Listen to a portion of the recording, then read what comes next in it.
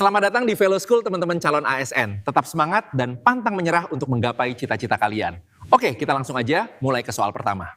Sebelum mulai jangan lupa follow YouTube, TikTok, Instagram, Telegram di veloschool.com ya. Terima kasih yang sudah follow semua akun sosial media kita. Oke, kita langsung aja lihat soalnya. Gas!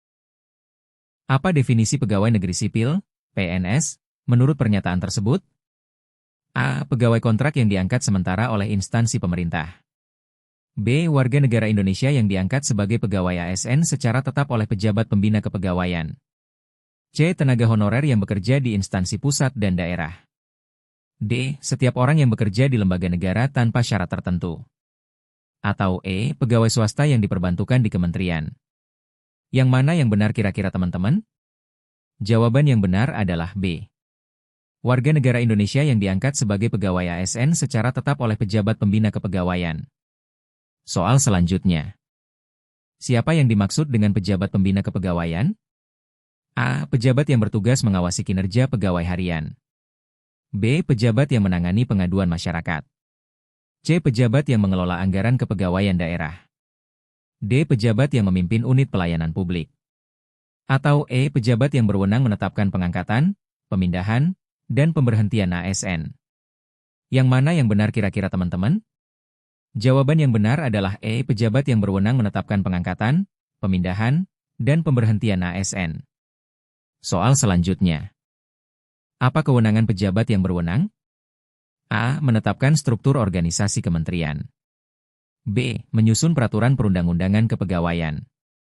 C. Melaksanakan proses pengangkatan, pemindahan, dan pemberhentian ASN. D. Mengawasi penyelenggaraan pemilu. Atau E. Mengelola keuangan instansi pusat. Yang mana yang benar kira-kira teman-teman? Jawaban yang benar adalah C. Melaksanakan proses pengangkatan, pemindahan, dan pemberhentian ASN.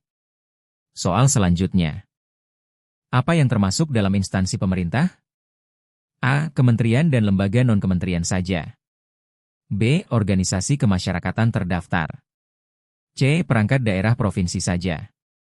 D. Lembaga negara dan BUMN atau E. Instansi pusat dan instansi daerah. Yang mana yang benar kira-kira teman-teman?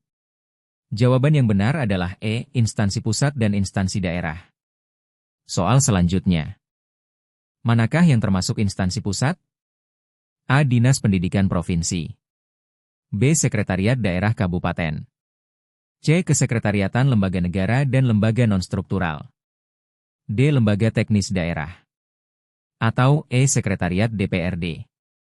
Yang mana yang benar kira-kira teman-teman? Jawaban yang benar adalah C. Kesekretariatan Lembaga Negara dan Lembaga Non-Struktural.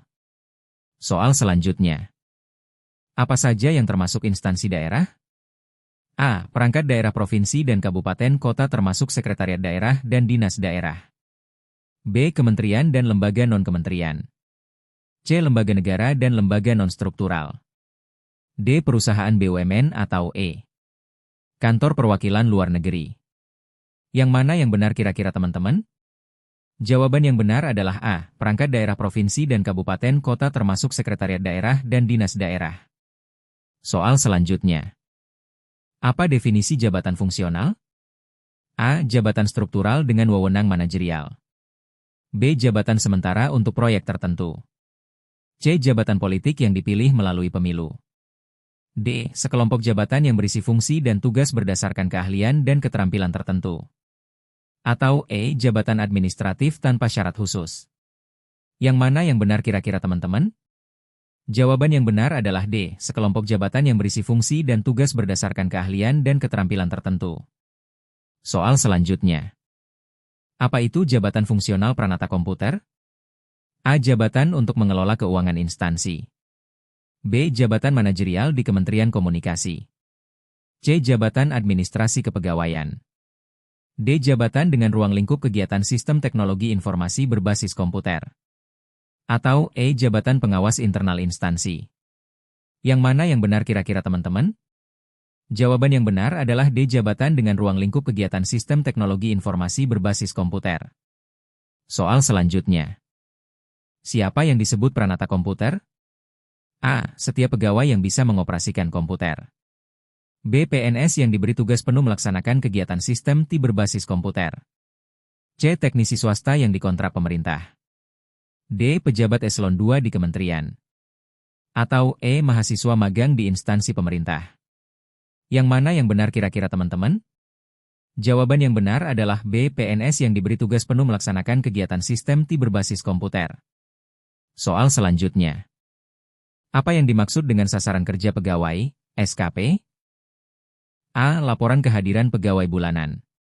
B. Rencana kerja dan target yang harus dicapai PNS setiap tahun. C. Daftar inventaris perangkat kerja. D. Jadwal pelatihan pegawai tahunan. Atau E.